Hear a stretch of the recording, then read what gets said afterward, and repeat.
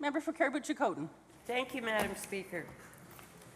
As the MLA for Caribou-Chilcotin, it gives me great pleasure to rise today to speak on behalf of my constituents about a topic that is of interest to everyone in our province, British Columbia's growing economy, and the conditions we are creating to keep it healthy and vibrant. My riding of Caribou-Chilcotin is heavily dependent on natural resource industries of forestry, mining, and agriculture.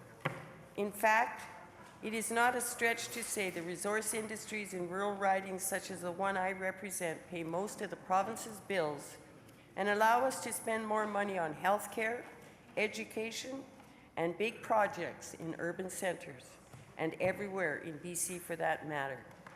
In 2014, BC's forestry exports were worth $12.4 billion. That's an increase of 24.2% since 2011 and up 63% since 2009.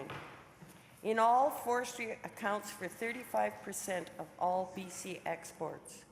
Our government has consistently targeted the expanding markets of China and India for our forest projects. And as a result, since 2001, BC lumber exports to China have increased by more than 7,200%. Mining is also important to Caribou-Chilcotin and to every citizen of BC.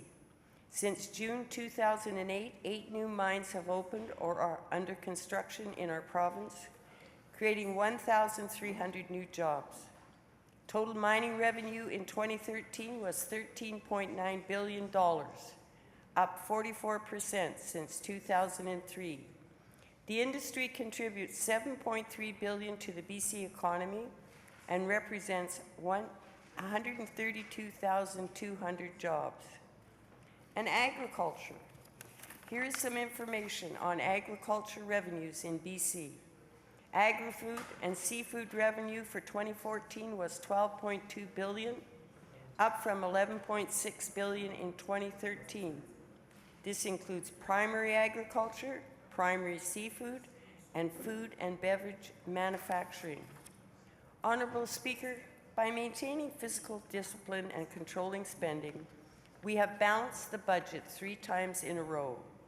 Right now in BC, we have more than $296 billion in proposed projects, with more than $81.7 billion in projects in the construction stage. We have 20 potential LNG export projects proposed in BC, with $12.5 billion already invested. And international exports of British Columbia produced goods totaled $35.8 billion in 2014, an increase of 7.1% over the previous year. Honourable Speaker, with October just around the corner, we are on the verge of Small Business Month in BC, and an ideal time to celebrate what small businesses mean to our economy and our communities. Small businesses generate 33% of our province's gross domestic product, and as a sign of small business owners' confidence in our province, 20% of them indicate that they plan to add full-time staff. In fact, BC has one of the highest small business confidence rates in Canada. The Canadian Federation of Independent Business barometer shows a positive outlook, and 41% of business owners say the state of their business is good. Our government has reduced red tape by 43% since 2001, receiving the CFIB's A grade 4 years in a row, the only jurisdiction in Canada to receive an A grade this year. In fact, BC is the only province to ever receive this grade from the CFIB. Honourable Speaker, small businesses that are the heart and soul of our communities, that build strong local economies, and we have created an environment that allows them to prosper and grow. Tourism is another vital industry that is thriving in our province. BC is a destination for millions of people from all over the world. And one of the benefits of our lower Canadian dollar is the uptick in the number of American visitors to BC this year. This is evident in my riding, where more American visitors are stopping in communities like 100 Mile House and Williams Lake. At the South Caribou Visitor Center in 100 Mile House, they saw a 235% increase in the number of visitors in the first quarter this year compared to 2015. Many American visitors use Highway 97 as their corridor for the Alaska Highway. And in years past, when the US dollar was not as strong, they were not passing through. Now, however, US tourists are stopping, staying, and spending in different areas of the Caribou. Even travelers from Alberta have told staff they have vacationed in the Okanagan or Vancouver in the past, but decided to travel this year to the Caribou Chilcotin, where they had never been. We are even seeing a lot of Australians and New Zealanders this year. And our government continues to support tourism in smaller communities. This month, we announced a 3-year base funding model for 108 small and rural community visitor centers.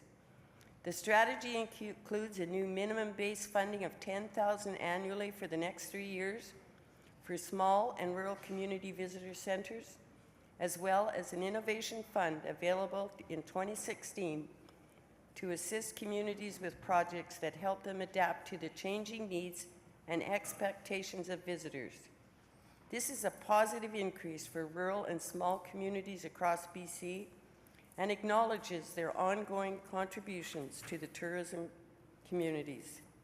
Caribou communities receiving annual funding for the next 3 years include Williams Lake, Quesnel and Wells, the Gateway to Barkerville. Visitors are discovering there is much more to beautiful BC than the well-known vacation hotspots. Honourable Speaker, our government's track record in growing the economy is the envy of every other jurisdiction in Canada. Thank you, Member. Thank you.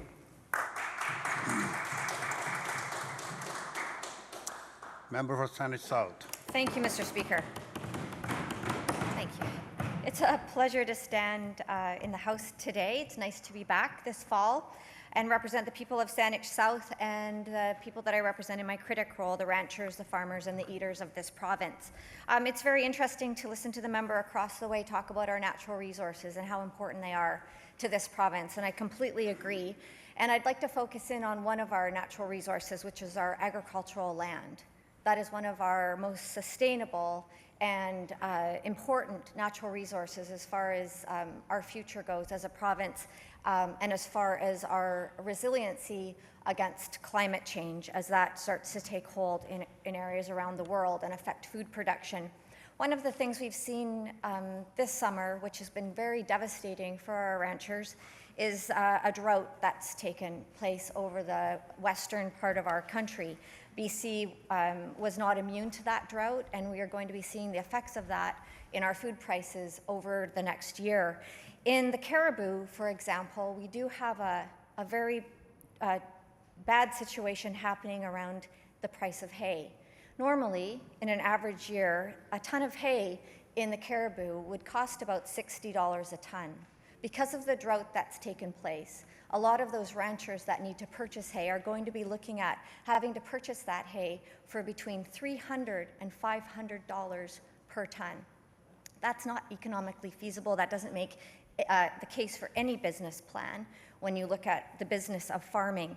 And when we look at those prices and the access to that hay, the drought is one of the situations where farmers were going to have to walk away from some of their herds and reduce the size of their herds because they just can't afford to feed them, which means that the price of beef in BC is going to increase. But that leads us to another situation, and that's the lack of long-term planning for agriculture in this province. And I've been saying this year after year, that it's critically important to our industry of agriculture to have a long-term plan. And I'm not the only one who has been calling for a long-term plan. The BC Agriculture Council has also been doing that. And one of the ways you find out what's going on the ground in agriculture in BC is that you create a standing committee, which the opposition members have done, and you go and listen to the people that are actually doing the farming and the eating and the operating the businesses on the ground in agriculture. We have presenters that come from all over the province to present to our committee. And one of the things that's come up over and over again, which leads to the situation with the hay in the Caribou and the crisis that the ranchers are going to be facing is the idea of unrestricted foreign ownership of farmland in BC. This is a conversation that people want to have. The unrestricted foreign ownership of farmland in BC is something that other provinces have grappled with, provinces like Saskatchewan. And if you don't have some sort of legislation which restricts ownership of foreign ownership, you create a really big problem in our food security equation. One of the biggest barriers for farmers, new farmers, to enter into agriculture is the price of land. And if you're creating high prices of farmland because of foreign ownership, as one example, it makes it so that young, new farmers can't afford to buy the land that they want to farm, and they walk away from a profession that we need them to be embracing in this province.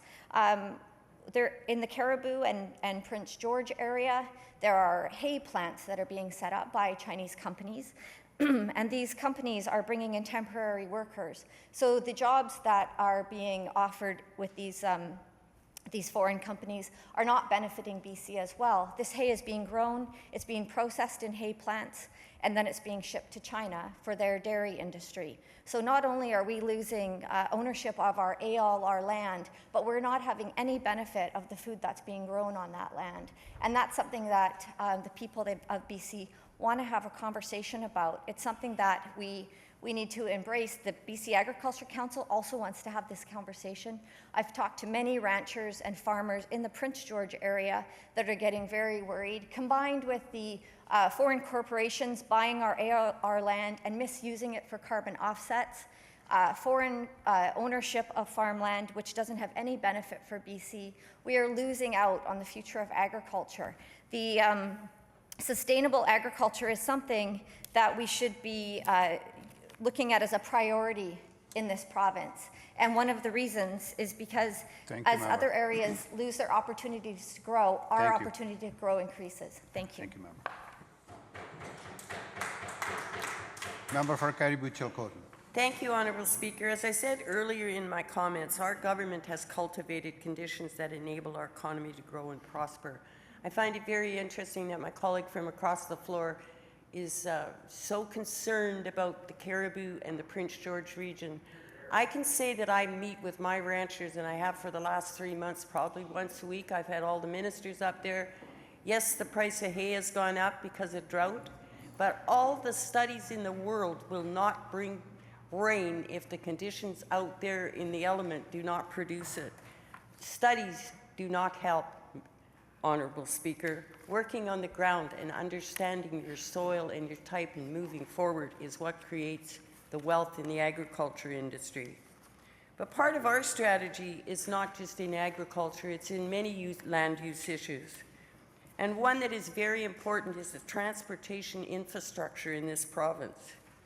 And one of the pieces of the infrastructure that has been just simply one that has brought so much prosperity to my riding and the north is the Caribou Connector project between Cache Creek and Prince George.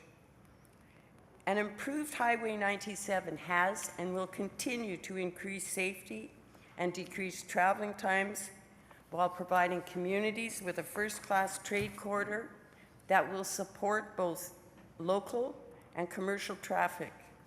We are also investing as a government in small airports, 2 in my area, 1 in Williams Lake and 1 in 100 Mile area.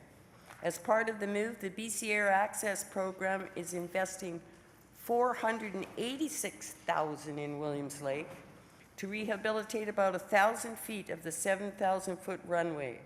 The Williams Lake Airport provides a vital link to our region of the province, helping residents and visitors to and from our Caribou communities. Also through the BC Air Access Program, our government is investing $26,250 in an improvement project at the South Caribou Regional Airport in the 100 Mile area. The South Caribou Regional Airport connects 100 Mile House to the provincial, national, and international air transportation network, improving the potential for local economic development. That's why it is so important that our government support small local community airports that basically do so much for the economy of this province. They allow foreign investors to come to our province, to bring money here to help us. They allow jobs to be created through that avenue. And Honourable Speaker, our province has a record of employment with more than 2.3 million people working. Thank you, member. Thank you.